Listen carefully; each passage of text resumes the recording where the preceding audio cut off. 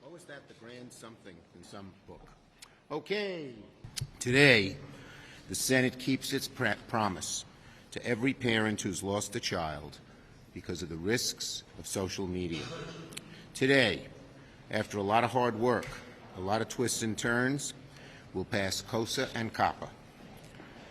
They will perhaps be the most, COSA and COPPA will be the most important updates to federal laws protecting kids on the internet in decades, and a very good first step.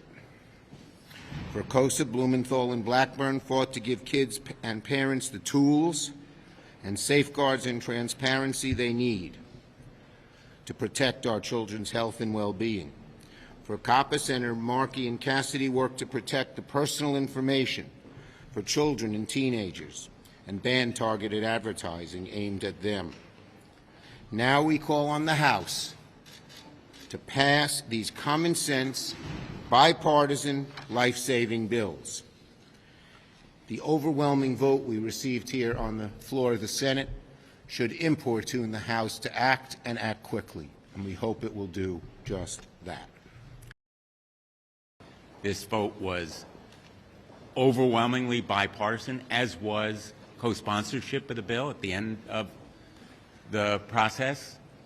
3/4 of the Senate, evenly divided, Republican and Democrat, co-sponsored the Kids Online Safety Act. Democracy works if we have bipartisan support.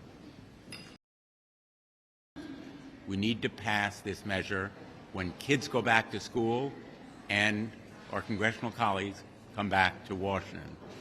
I know that House leadership is very interested, and many in the House have expressed strong support for this bill. I'm hopeful that we'll have the same kind of overwhelming bipartisan support in the House as we did in the Senate. But overall, it is a historic, monumental day. We have a crisis in America. There's no bill more important than this bill for our country right now. According to the CDC, the Centers for Disease Control, 2 years ago, 1 in 3 teenage girls contemplated suicide. 1 in 10 teenage girls in the United States attempted suicide 2 years ago. 1 in 5 LGBTQ youth attempted suicide 2 years ago in our country. The CDC points the finger at social media as a big contributor to the mental health crisis in teenagers and children in our country. The Surgeon General has now issued a Surgeon General's report pointing the finger at social media as a big part of this crisis in America amongst young people. Parents know it. The teenagers themselves know it.